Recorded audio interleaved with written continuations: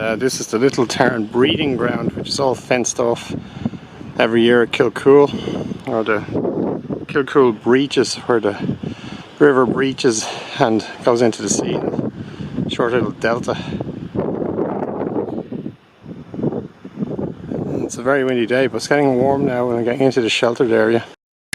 And for anyone who doesn't know, that tall structure is a kind of a watchtower.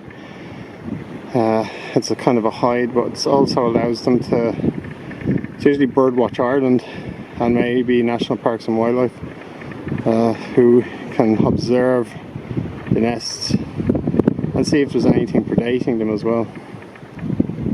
But it's been a few years since I've managed to get down, so I'm looking forward to this.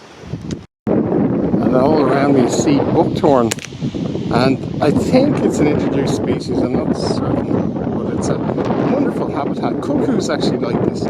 In fact, I saw, the only time I've ever seen a cuckoo on the east coast was when I bumped into the wildlife photographer Mark Carmody, and he said there's a cuckoo up there in the bushes and in the sea buckthorn. So there it was, and I managed to get a terrible photo, but it was still a cuckoo.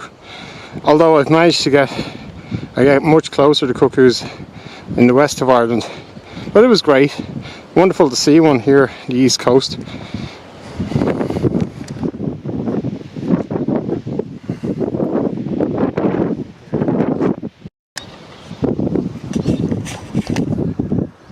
And here you are, Kilcoole Newcastle Little Tern Protection Scheme, within protected area. Do not approach electric fence, keep dogs on a leash and avoid fishing and swimming. Thank you.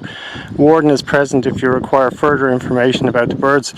And there's the electric fence if you're interested in being electrocuted. And here's the Little Tern area, and you can hear them all. It's really exciting, and they're zooming in and out all around me.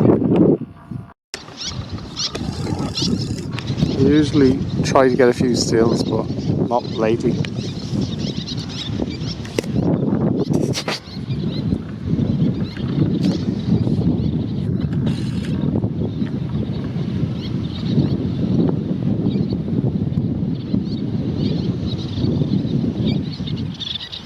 Terns everywhere, and they're squabbling with each other. They're all little terns.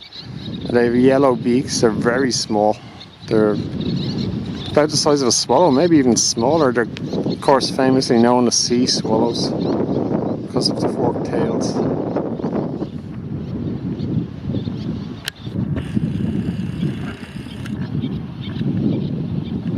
It's really great.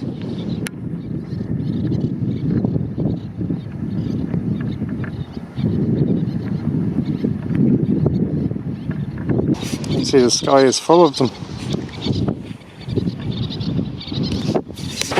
Although it's very hard to hear them because of the prevailing wind.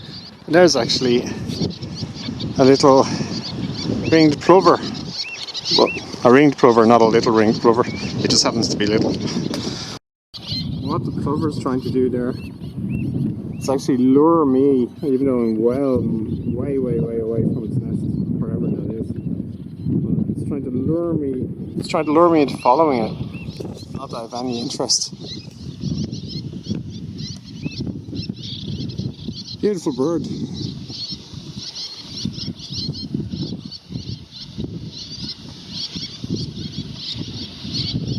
I was kind of disappointed, thinking, why is he not following me? Because they do this famous routine where they lead you away and then they pretend they have a broken wing. That's famous. He's calling now, trying to draw my attention.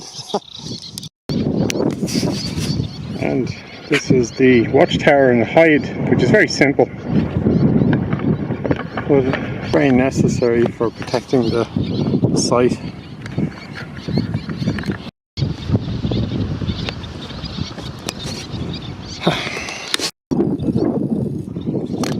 You see, there's dozens and dozens of them. There's actually hundreds here.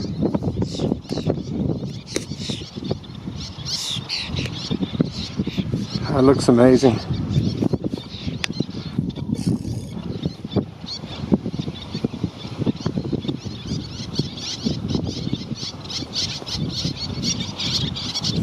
And they fish for sand eels, which are just actually quite close to shore.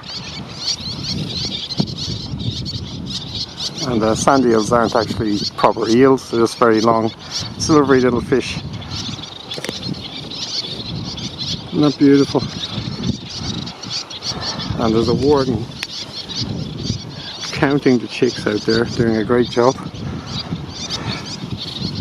Lovely. And you see, Newcastle somehow or another ended up with an airfield to the south of this site, even though this site was here long before any planes were here. It's really strange how it was allowed to happen. And here he is flying over the actual Little Tern colony. It's weird that it's allowed to happen. I just find it really strange. But that's kind of typical. But there was the airfield, that's the second version of it. And as you can hear, it's quite loud.